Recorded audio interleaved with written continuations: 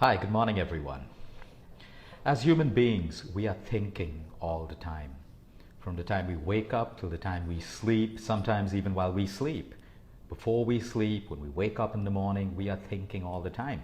And that's a good thing because as a human being, if we were unable to think, our lives wouldn't be that significant.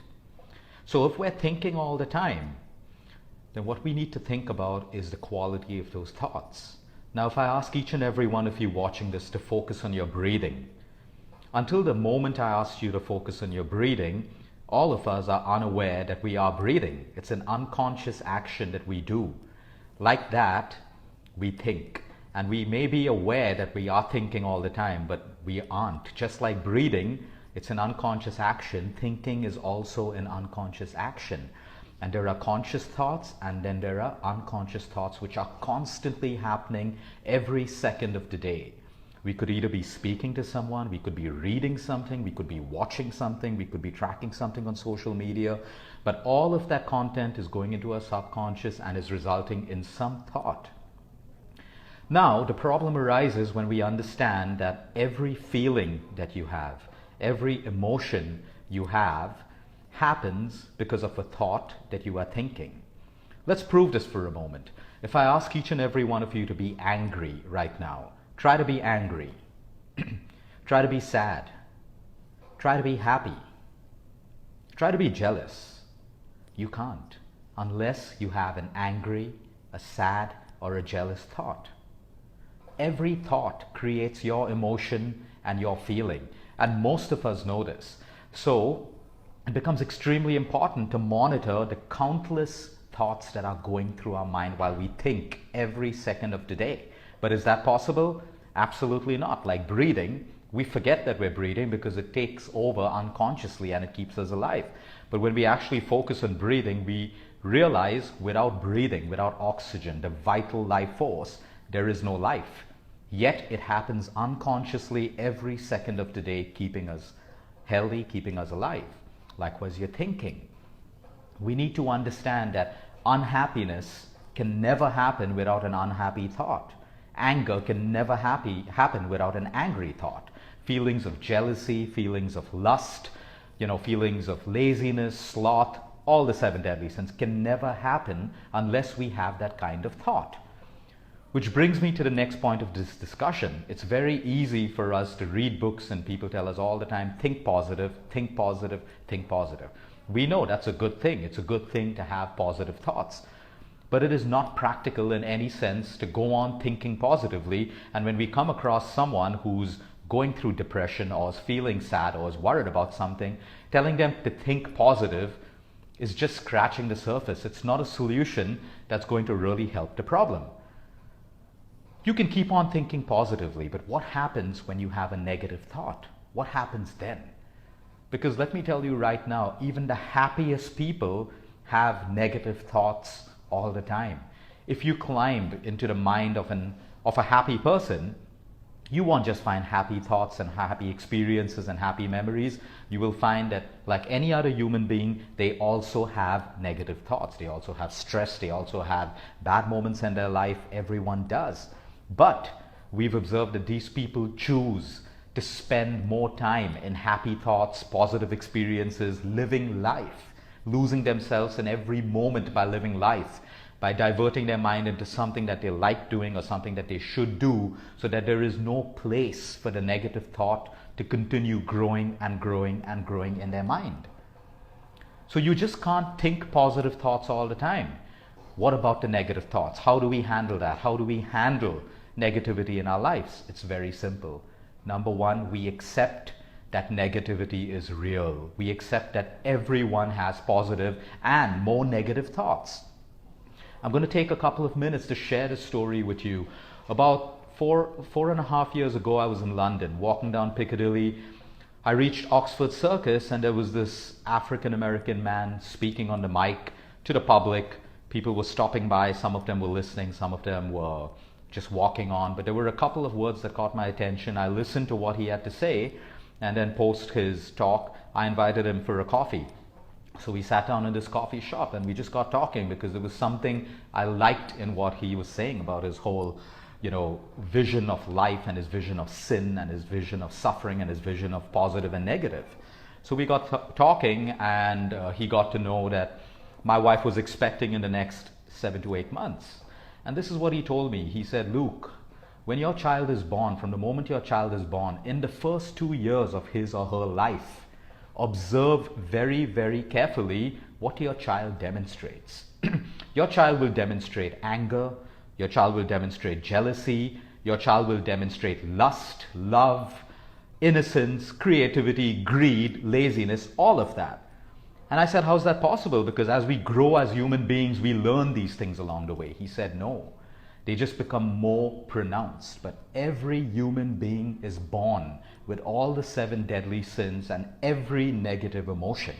And if you can accept that, then you don't get into the mode of trying to push those behaviors away or punish those behaviors. You learn to accept them, because when you accept them, you learn to tame them. And when you tame them, it results in the behavior that you choose when you have that negative expression every single time. And believe me, ever since my girl was born, I saw each and every one of these negative emotions.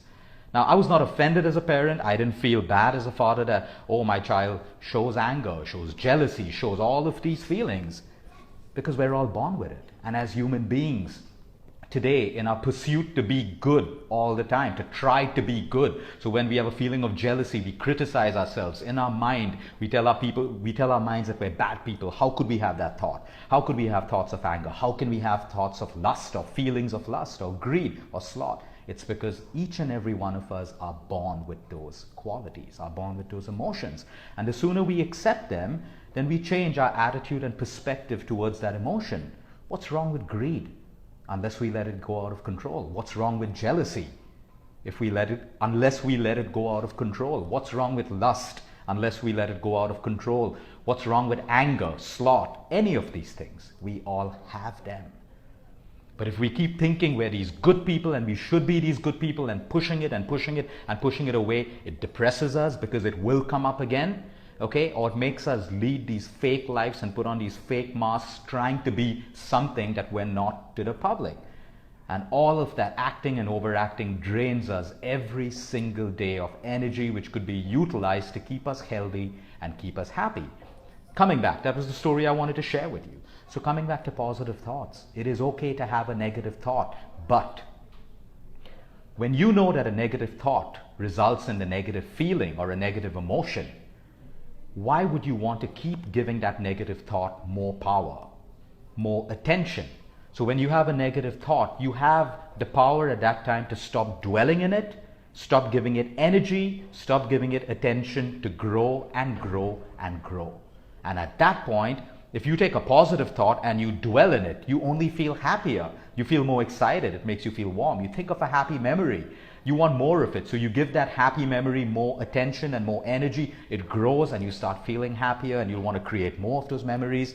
But if you start giving that negative thought more energy, more attention, for example, you're not losing weight. That's a negative emotion. It leads you to feel negatively about yourself, but you keep giving it attention, it's going to grow bigger and bigger and bigger, and then that results in you making wrong decisions. It controls your behavior. There's desperation, there's the willingness to pop any pill that anyone promises you that will help you lose weight, vice versa. In relationships, you keep giving a negative thought constant energy and attention, it only grows, and then you have less space in your mind for the positivity. So what you can do is never try to get rid of your negative emotions. Try to give it less attention by focusing more on something positive that's happening in your life. Each and every one of us, no matter what we're going through, has something positive in our life that has happened now, is happening, will happen, or is already a memory. So when we're in a negative situation with a negative thought, at that point, there are so many things you can do. Call up someone who makes you happy, speak to someone who motivates you, speak to someone who inspires you, or think of those thoughts that make you feel good about yourself. So all you're doing is diverting energy and attention from the negative to the positive. You're not trying to get rid of the negative. You're trying to enhance and make more of the positives that you have in your life, and that takes over and reduces the energy spent on negativity. Because any problem that you have right now, you keep thinking about it, it's only going to grow into a larger and a larger thought, which means if your thoughts create your emotions and your feelings, you are creating larger and larger, more negative emotions and more negative feelings. Every time you keep analyzing your life, you are bound to find fault with every aspect of your life. So what you want to start doing is living life. Spend more time with the things that make you happy, the people that make you happy. Immerse yourself in living and start detaching from analyzing everything that's happening in your life. Who said what, who said this, how you should be, who you should be. Stop overanalyzing, because you will constantly find fault. I don't know a single person who's reached their weight loss goal and said, oh, I'm happy now. Then there's something else. Okay, I've lost weight. Now I'd like to tone my arms or tone my butt or tone my shoulders. There's always more and more. That's human life. We can't get rid of that. But I'm saying stop analyzing and start living. Your thinking is what creates your life experience. Every thought you have creates your life experience. So right now, today, I want each and every one of you to think about it. Stop trying to push the negative out of your life. Stop trying to push the negative out of your life. Accept it. Accept that we have a dark side and we have a bright side. Accept it. There's no shame in having a dark side unless it's uncontrollable and you're allowing it to harm people and harm yourself. Because each and every human being has every quality, good and bad. Now it's up to you and your inner awareness and your inner balance that helps you tame it and helps you manage it better. But if you can spend a whole life trying to prove to the world that you're good and you do charity and you're kind and you're compassionate and all of that stuff, and you'll only be draining yourself on the inside and getting more and more depressed. Have a good day, everyone.